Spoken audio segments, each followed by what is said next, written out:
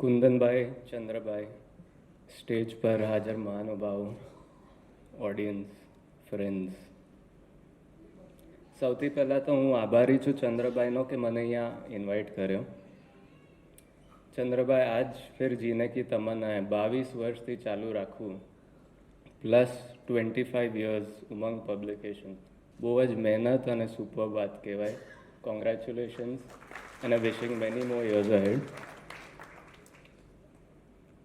એમણે જ્યારે મને પહેલાં અહીંયા ઇન્વાઇટ કર્યો આ પ્રોગ્રામમાં, તો મેં એમને કહ્યું કે ઓડિયન્સમાં જે બધા બેઠા છે એ બધાની ઉંમર અને એક્સપિરિયન્સ ઓલમોસ્ટ ડબલ છે મારાથી, તો હું શું વાત કરી શકીશ.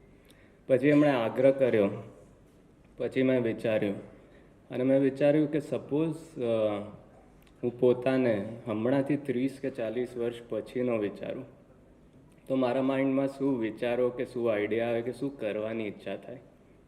તો એમાંથી 4-5 આઈડિયાઝ માઇન્ડમાં આવ્યા.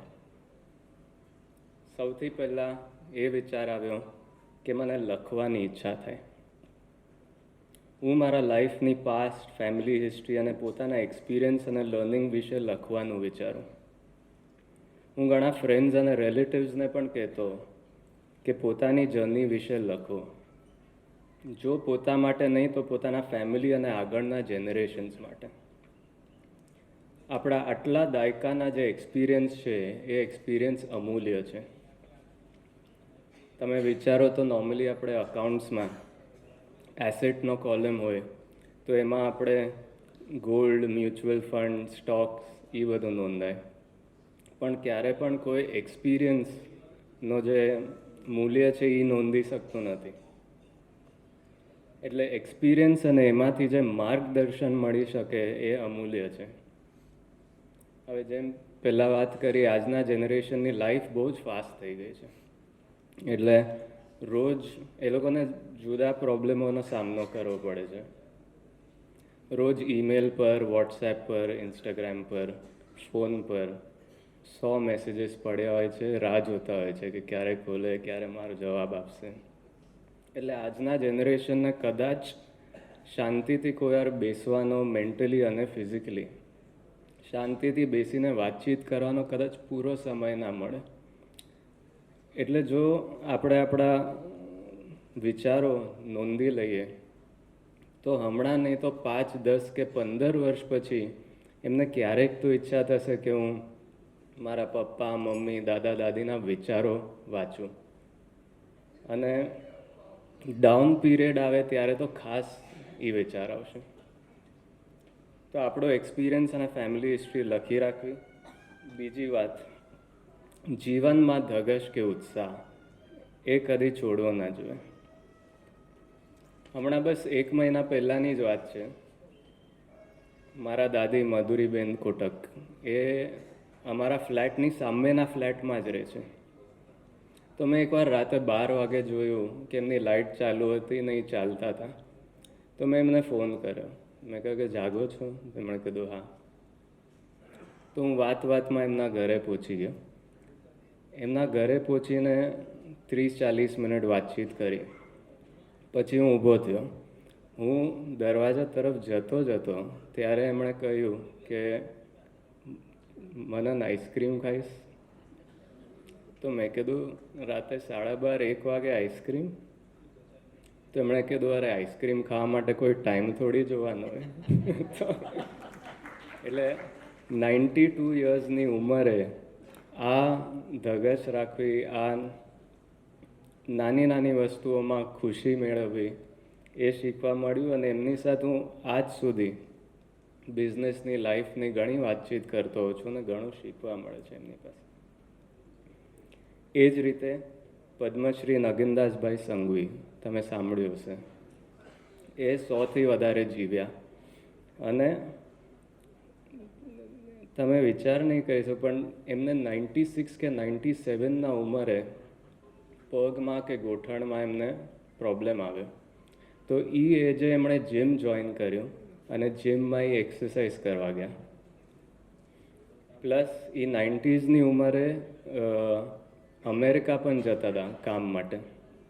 એટલે મેં એમને એકવાર પૂછ્યું કે આટલું 99 યર્સ કે 100 વર્ષ જીવવાના, આટલું સારી રીતે જીવવું, તમારો સિક્રેટ શું છે? મને એક બે વસ્તુ યાદ છે. એમણે કહ્યું કે હું રોજ સવારે થોડું હળદર ખાઈ લઉં છું, બીજું રોજ ઘણું ચાલું છું, અને ત્રીજું કામમાં મસ્ત રહું છું. એટલે એમના લાસ્ટ ડે પણ સવારે એમણે આપણા ચિત્રલેખાના એડિટર સાથે વાત કરી હતી આર્ટિકલ માટે, અને એમણે ઘણું ડિસ્કસ કર્યું. પછી એમણે કહ્યું કે હું સાંજે તમને પાછો ફોન કરીશ. એ સાંજ પછી પડી નહીં. પણ આમાં શીખવા જેવું એ જ છે કે લાસ્ટ મોમેન્ટ સુધી એ ધગશ રાખવો, એ એક્સાઇટમેન્ટ રાખવો, કામમાં મસ્ત રહેવું, એ ઇમ્પોર્ટન્ટ છે.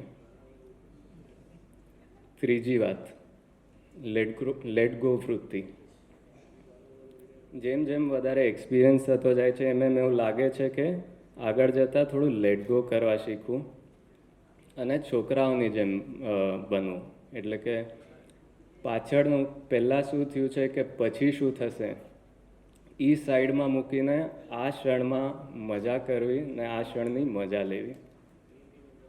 હું મારી દીકરી તનાયા 7 યર્સની ઉંમર છે, હું એને પણ ઓબ્ઝર્વ કરું તો એ કાંઈ ને કાંઈ વસ્તુમાં બિઝી જ રહે. પેઇન્ટિંગ કરે, ડ્રોઈંગ કરે, ગાવા માંડે, સડનલી એને ગમતું કોઈ સોંગ વાગે તો નાચવા માંડે. એટલે જ તમે જોયું હશે આજે કે મને ખબર નથી અહીંયા ઢોલ હશે એન્ટ્રી પર, પણ ઢોલ વાગ્યો તો મને ઈચ્છા થઈ તો મેં થોડો ડાન્સ કરી લીધો. એટલે જ્યારે એવું લાગે કરી નાખવું છે.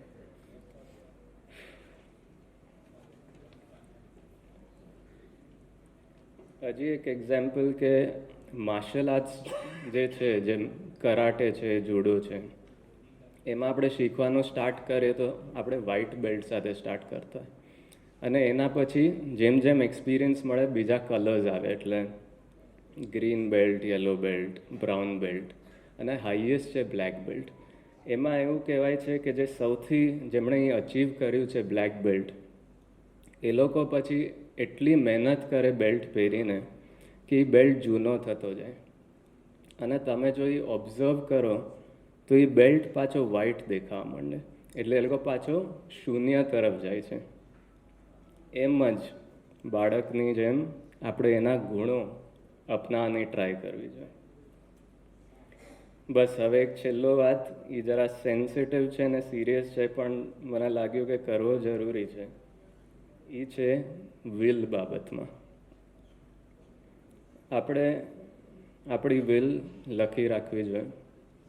હું એકવાર, અમે ઘણીવાર અમારા સેમિનાર થતા હોય છે તો ત્યાં એકવાર હું ગૌરવભાઈ મશરૂવાલા સાથે વાત કરતો. એટલે એ બહુ વેલ નોન ફાઇનાન્શિયલ ને વેલ્થ એડવાઇઝર છે. એમણે કહ્યું હતું કે હજારો અને કરોડોના મિલકત અને પ્રોપર્ટીઝની લિટિગેશનમાં છે, અને એનો એક જ રીઝન છે કે વિલ નહોતો લખ્યું કોઈ. એટલે આપણે આટલા આપણી લાઈફની મહેનત કરી હોય એ સારી રીતે આપણા ફેમિલીને ડિસ્ટ્રીબ્યુટ થાય, એના માટે એ વિલ લખી રાખવી બહુ જ ઇમ્પોર્ટન્ટ છે. જેમણે પણ ના કરી આજે જ થઈ શકે તો લખી દેજો. મેં હમણાંથી જ મારી વિલ બનાવી રાખી છે.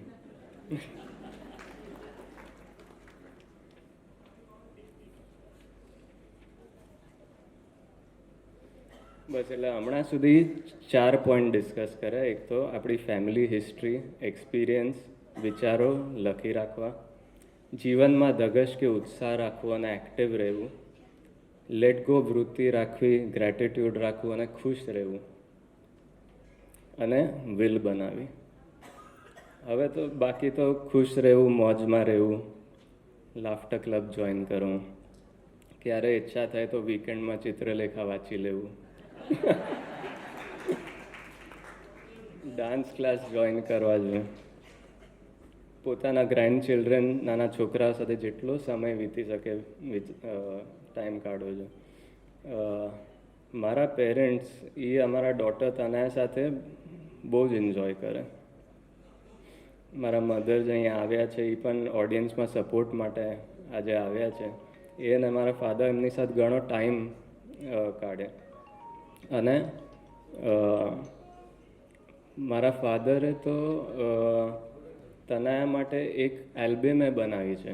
એટલે એમાં શું કર્યું કે એમણે જે 2 વર્ષથી 4 વર્ષની હતી ત્યાં સુધી જે પણ વાતચીત થઈ એ એમણે નોટ કરી રાખી, અને એ જે એમનો કોન્વર્ઝેશન છે અને એના ફોટોગ્રાફી એની એક એલ્બમ બને. એટલે એ એક જે મેમરી આવી ગઈ છે એ બહુ ઇન્ટરેસ્ટિંગ છે. બાકી 1-2 વસ્તુ કે અમારા બિલ્ડિંગમાં એક આંટી છે, સંજીવની આંટી, એમણે કેન્સર ફાઇટ કર્યું છે. એ હવે ઘરે એકલા રહેતા હોય છે.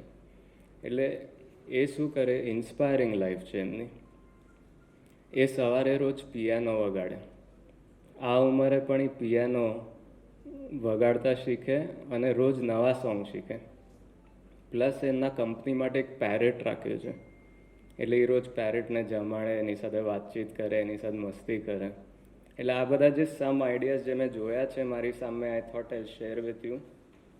બસ આના ઉપરાંત એક ચંદ્રભાઈને ઈચ્છા હતી, મેં એકવાર એમની સાથે શેર કરી હતી કે 5 રિગ્રેટ્સ. એટલે એમણે કીધું કે પ્લીઝ શેર કરજો પાછું.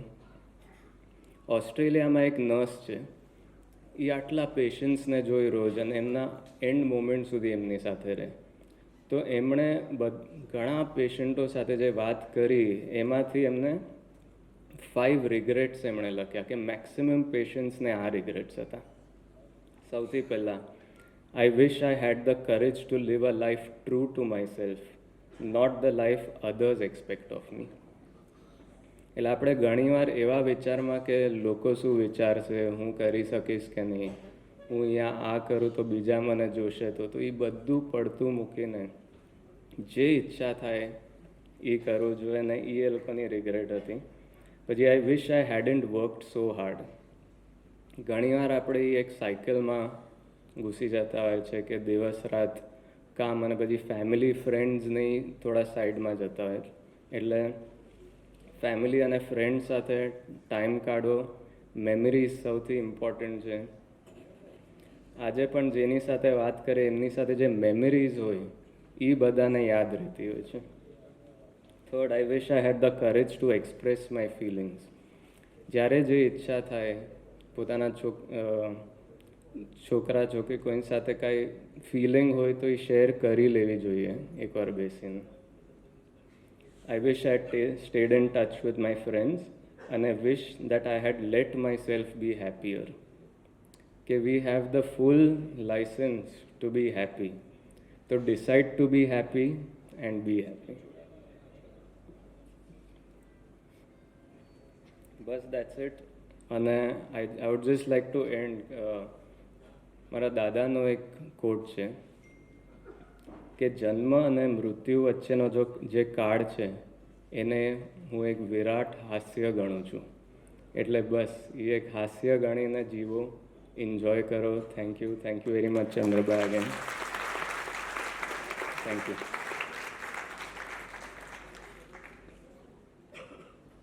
મનનભાઈએ એક વિલની વાત કરી એટલે વચ્ચે મારે મુદ્દો રહી ગયો હતો. આપણે ઉમંગની ઓફિસમાં દર શનિવારે સાંજના 4 થી 6 આપણા બધા જે શુભેચ્છકો છે, જેમાં બેંકના ઓફિસર, વકીલ, ચાર્ટર્ડ એકાઉન્ટન્ટ, એ લોકોની વિનામૂલ્ય સેવા આપણે આપીએ છીએ. અને એમણે વિલની વાત યાદ કરી એટલે કીધું કે અત્યારે આપણા ઓડિયન્સમાં ઘણા એવા જે આપણી સેવા આપે છે. એમાં એક સુનિલભાઈ જોશી છે, ઊભા થાય સુનિલભાઈ, એડવોકેટ છે, અને વિલ વિશે અથવા તો કાંઈ પણ તમારે કાયદાકીય માર્ગદર્શન વિનામૂલ્યે જોતું હોય, પછી આગળ કોઈ વસ્તુ બને, કંઈક કેસ લડવો છે કે, તો એ બી નોમિનલ રીતે સહકાર આપે છે. પછી એક જયેન્દ્રભાઈ ત્રિવેદી છે અમારે, એક જીતેન્દ્રભાઈ ધરોડ છે, ચાર્ટર્ડ એકાઉન્ટન્ટમાં લાડવા સાહેબ આવ્યા છે. લાડવા સાહેબ, અરે સાહેબ ત્યાં બેઠા છો. લાડવા સાહેબ છે, ચાર્ટર્ડ એકાઉન્ટન્ટ છે. કોઈને પણ કાંઈ કોઈ સામાન્ય રીતે અત્યારે એટલું બધું મોંઘું થઈ ગયું છે, અને એનો અસર પણ છે મોંઘું થવાની. પણ પૈસા ખર્ચા